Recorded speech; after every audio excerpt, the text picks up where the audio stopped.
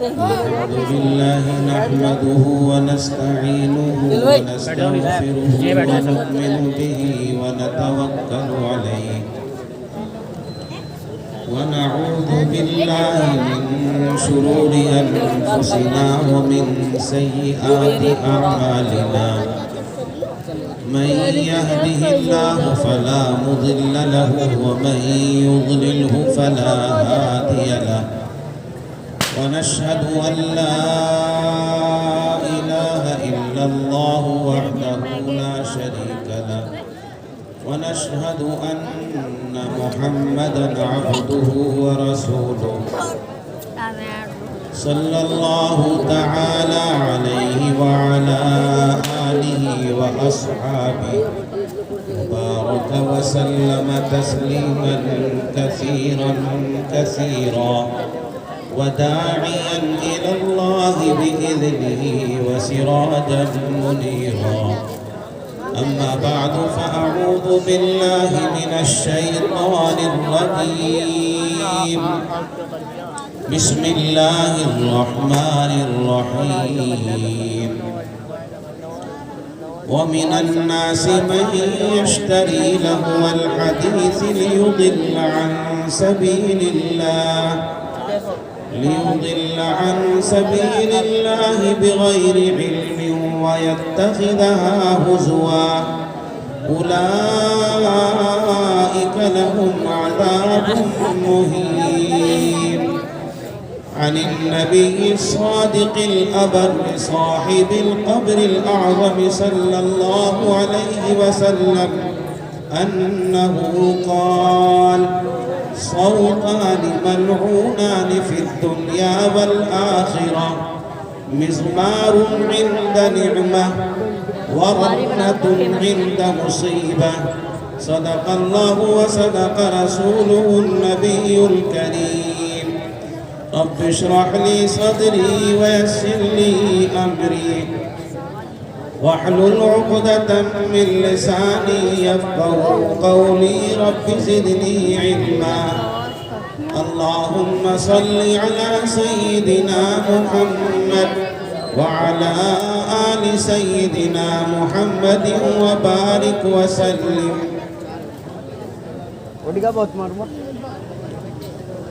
معزز موقر محترم علماء کرام عمائدین شہر بزرگان محترم نوجوان ساتھیوں اور پیارے بچوں، آپ کے اس محبوب مدرسہ جامعہ ارقم کے ماتحت یہ سالانہ اجلاس عام منعقد ہوا اور اس اجلاس کے توسط اور حوالے سے آپ نے علماء، صلحاء، طلباء، شعراء کی زبانی دین کی اہم باتیں سن لی ہیں۔ میرے بھائیوں، مجھے چونکہ آگے بھی کئی جگہ پہنچنا ہے، مجھے کوئی تفصیلی اور لمبی تقریر نہیں کرنی، مختصراً چند باتیں عرض کر کے میں اپنی بات کو ختم کر دوں گا۔ میں نے خطبے کے اندر آپ کے سامنے ایک آیت کریمہ تلاوت کی ہے، جس کے اندر اللہ تبارک و تعالی نے ارشاد فرمایا وَمِنَ النَّاسِ مَن يَشْتَرِي لَهْوَ الْحَدِيثِ، اور لوگوں میں بعض لوگ ایسے ہیں جو کھیل کی بات کو خریدتے ہیں تاکہ وہ اللہ کے راستے سے بچلا دیں بغیر سمجھے۔ اللہ تبارک و تعالی نے اس آیت کے اندر ایک خاص قسم کے افراد کا تذکرہ فرمایا ہے۔ آیت کے شان نزول کے تعلق سے مفسرین نے لکھا ہے کہ مکے کا ایک سردار تھا جس کے بارے میں اللہ نے یہ آیت نازل فرمائی، تو نزول کے اعتبار سے خاص ہے اور مضمون کے اعتبار سے یہ آیت عام ہے۔ مکے کا ایک سردار تھا جس کا نام نضر ابن حارث تھا۔ اس نضر ابن حارث مکے کے سردار نے کچھ باندیاں خریدی تھی اور اس کا مقصد یہ تھا کہ جب قرآن کریم کی تلاوت کی جاتی ہے تو لوگ دوڑتے ہیں قرآن کو سننے کے لیے، قرآن کریم کی تلاوت کو سنتے ہیں۔ تو اس نے یہ سازش رچی لوگوں کو قرآن سے ہٹانے کے لیے کہ ناچنے گانے والی باندی خریدی، اور جب قرآن کریم کی تلاوت ہوتی تھی تو یہ اپنی باندی سے کہتا کہ تم گانا گاؤ، تم نغمہ سرائی کرو، تاکہ لوگ قرآن سے ہٹ کر اس گانے بجانے کی طرف آ جائیں۔ اللہ تبارک و تعالی نے اس ناچ گانے کرانے والے کے تعلق سے ارشاد فرمایا، اور اس کا انجام کیا ہوگا اللہ نے اس کا انجام بھی بیان فرمایا۔ اولئک لہم عذاب مہین، کہ یہی لوگ جو کھیل تماشے کی باتوں کو خریدتے ہیں، کھیل تماشے کی چیزوں کو خریدتے ہیں، ان کے لیے اہانت آمیز، ذلت آمیز عذاب ہے۔ لہو الحدیث کی مراد مفسرین نے بیان کی اور یوں فرمایا کہ ہر وہ کام جو اللہ کی طرف سے انسان کو غافل بنا دے وہ لہو الحدیث ہے، اور لہو الحدیث ہی کے اندر گانا بجانا، میوزک کی آواز،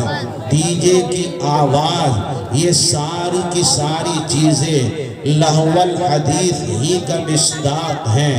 اللہ تبارک و تعالی نے قرآن کریم کے اندر ایک خاص واقعہ بیان فرمایا کہ اللہ پاک نے جب شیطان کو راندہ درگاہ کر دیا، شیطان کو اپنے یہاں ملعون اور مردود قرار دے دیا گیا اور اسے رحمتوں سے دور کرنے کا فیصلہ کیا گیا، تو اللہ تبارک و تعالی سے شیطان نے کچھ اختیارات مانگے تھے، کچھ کاموں کی اجازت لی تھی۔ اللہ تبارک و تعالی نے شیطان کو مخاطب بنا کر ایک جگہ فرمایا، وَاسْتَفْزِزْ مَنِ اسْتَطَعْتَ مِنْهُمْ بِصَوْتِكَ۔ اللہ پاک فرماتا ہے کہ گھبرا لے اپنی آواز سے جس کو تو چاہے۔ یہاں صوت اور شیطان کی آواز کی مراد بیان کرتے ہوئے مفسرین نے لکھا ہے کہ شیطان کی آواز سے مراد یہاں گانا بجانا ہے،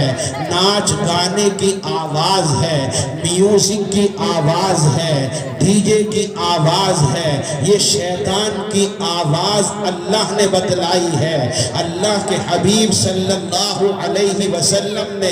اسی گانے بجانے کی آواز کے تعلق سے ایک حدیث پاک میں بیان فرمایا، صوتان ملعونان فی الدنیا والآخرہ، دو آوازیں اللہ کے یہاں دنیا اور آخرت میں پھٹکار والی ہیں، لعنت والی آواز ہے۔ ایک تو خوشی کے موقع پر آدمی گاجے باجے کا استعمال کرے، یہ اللہ کی نگاہ میں نہایت مبغوض اور ملعون آواز ہے۔ جب کوئی پریشانی اور مصیبت ہو تو اس کو بیان کر کے اس کا تذکرہ کرے تو اللہ کی نگاہ راہ میں یہ بھی مبعوث ترین آواز ہے۔ اللہ کے نبی علیہ السلام نے گانے بجانے کے تعلق سے ایک حدیث میں سخت ترین وعید بیان فرمائی۔ آقا نے فرمایا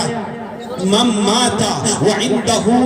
جاریۃ مغنیۃ فلا تصلوا علیہ، کہ جس شخص کا انتقال ہو جائے اس حال میں کہ اس کے پاس گانے بجانے والی کوئی باندی ہو، تو اللہ کے نبی فرماتے ہیں کہ تم اس پر نماز جنازہ مت پڑھو۔ آپ حضرات جانتے ہیں جو ایمان والا ہے، جو مسلمان ہے، ایک ایمان والے کا دوسرے ایمان والے پر یہ حق ہے کہ جب وہ دنیا سے رخصت ہو جائے، جب اس کا انتقال ہو جائے، تو اس کو نماز جنازہ پڑھ کر احترام و اکرام کے ساتھ اسے قبر میں منتقل کر دیا جائے۔ لیکن میرے مصطفیٰ فرماتے ہیں کہ جس آدمی کا اس حالت میں انتقال ہو کہ اس کے پاس کوئی ناچنے گانے والی باندھی ہو، پہلے زمانے کے اندر یہ دستور تھا، یہ رواج تھا کہ جس کو پیسہ مل جاتا تھا،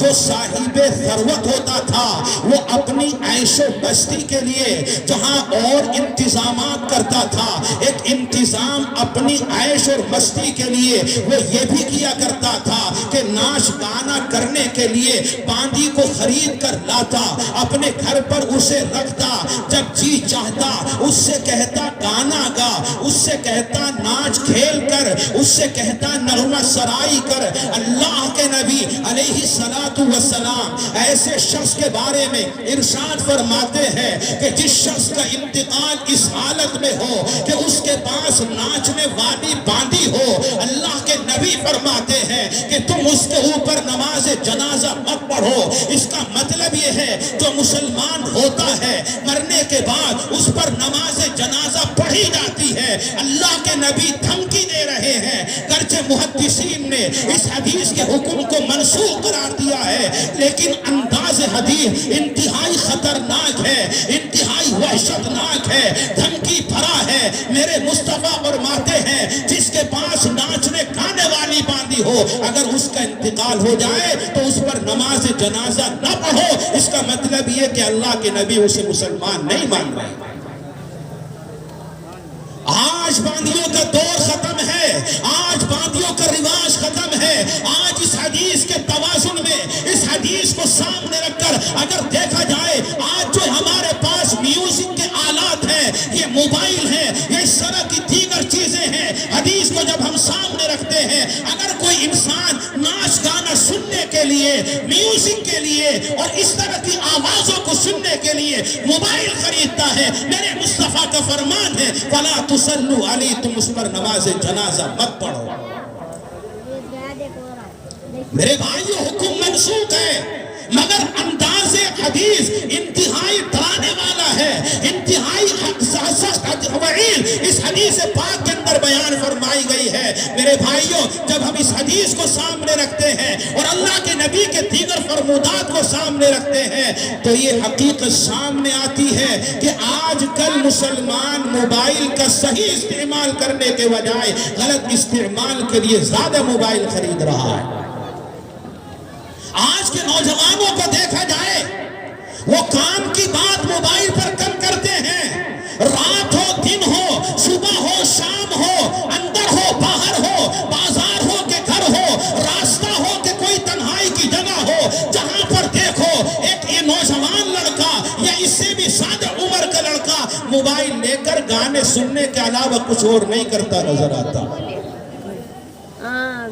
اکثر نوجوانوں کا حال یہ ہے کہ وہ موبائل خریدتے ہیں میوزک کو سننے کے لیے، گانا بجانا سننے کے لیے، ڈراموں کے لیے، فحش پروگرام کو دیکھنے کے لیے۔ ان کے کارخانے نہیں چل رہے ہیں، ان کی فیکٹریاں نہیں چل رہی ہیں، ان کے ایسے کام نہیں ہیں کہ بغیر موبائل کے وہ کام ہی نہ کر سکے۔ فحش کاموں کے لیے موبائل کو خریدا جا رہا، موبائل کو استعمال کیا جا رہا۔ میرے بھائیوں انتہائی خطرناک لعنت ہے۔ آج اس موبائل نے ہماری حیا کو ختم کر دیا، ہماری شرم کا جنازہ نکال دیا، ہماری غیرت کا جنازہ نکال دیا۔ حال یہ ہے اس موبائل کی لعنت کی وجہ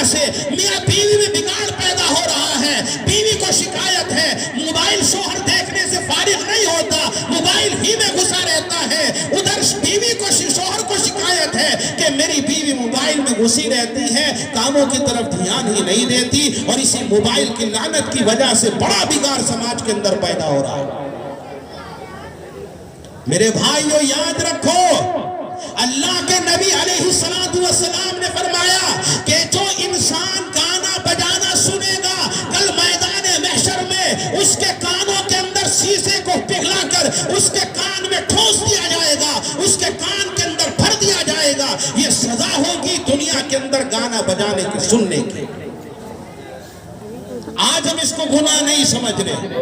آج ہم نے اس موبائل کو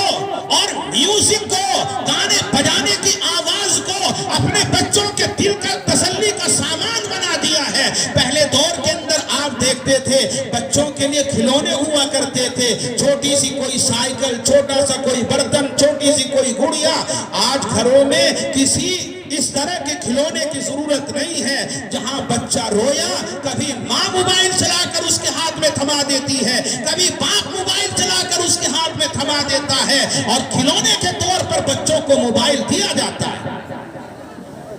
وہ بچہ وہ کھیل اس کے اندر دیکھتا ہے، کوئی ڈرامہ اس کے اندر دیکھتا ہے،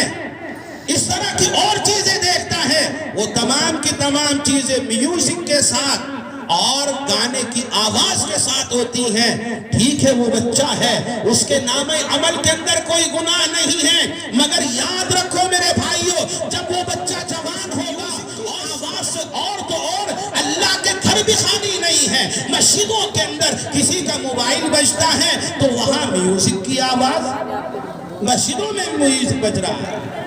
مسجدوں میں گانے بجانے کی آواز محسوس ہوتی ہے۔ میرے بھائیوں، یہ عجیب تماشا ہم نے بنا لیا۔ موبائل ہم رکھتے ہیں، کم از کم پہلے تو موبائل کے اندر اس طرح کی سادی گھنٹی بڑی مشکل سے ملتی ہے، لیکن کم از کم جس کے اندر کم درجے کا گناہ ہو اور ہارمونک یہ آواز اس طرح کی میوزک کی کم سے کم ہو، اس طرح کی گھنٹی اپنے موبائل کے اندر لگانی چاہیے۔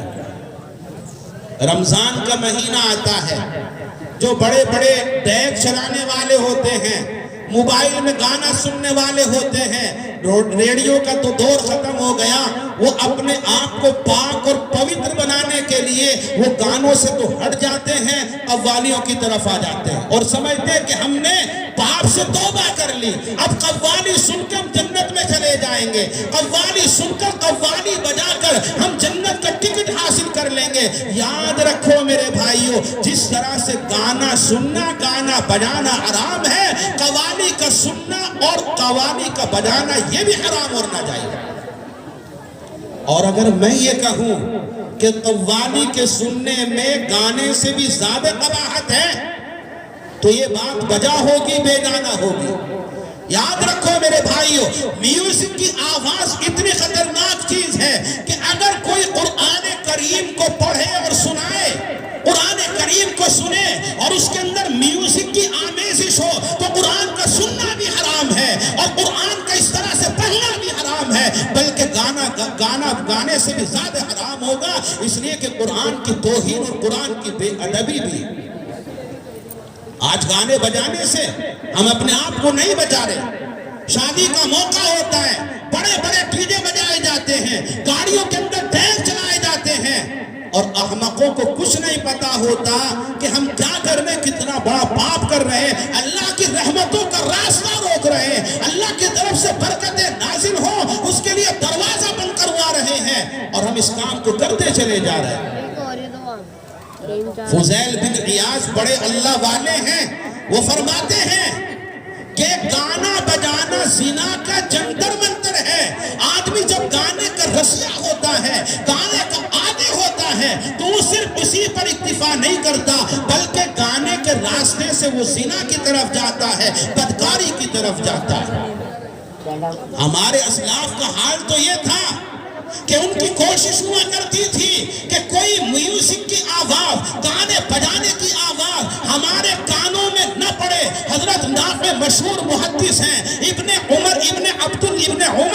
عبداللہ ابن عمر کے خاص شاگرد ہیں، بیان فرماتے ہیں حضرت نافع رحمت اللہ علیہ کہ میں اپنے استاد محترم ابن عمر کے ساتھ میں کہیں چلا جا رہا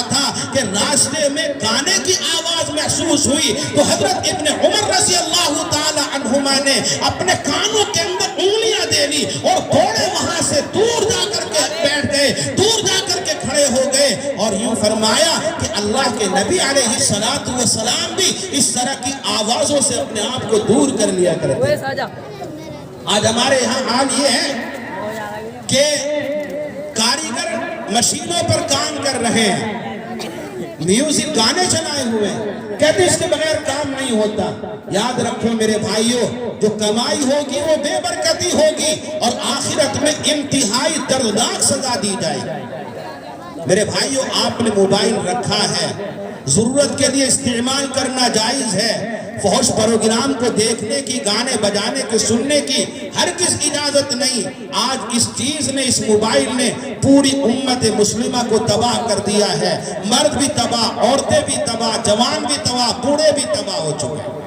اس لیے میرے بھائیوں, اپنے آپ کو اس برائی سے بچاؤ, اپنے کانوں کی حفاظت کرو, اللہ سے شرم کرو, اللہ سے حیا کرو اور کانوں کو بچاؤ تاکہ اس کان کے گناہ کی وجہ سے اللہ ہمارے اوپر پھٹکار نہ نازل کر دے, پھٹکار نہ بھیج دے, ہمیں جنت سے محروم نہ کر دے. اللہ تعالیٰ سے دعا ہے اللہ تبارک و تعالیٰ صحیح طور پر آلات دنیا کو استعمال کرنے کی توفیق نصیب فرما دے اور پورے طریقے پر استعمال سے ہم سب کی حفاظت فرما دے. اللہ کہنے سے زیادہ, سننے سے زیادہ عمل کی دولت سے مالا مال فرما دے. وآخر دعوانا الحمدللہ رب العالمین. ماشاءاللہ.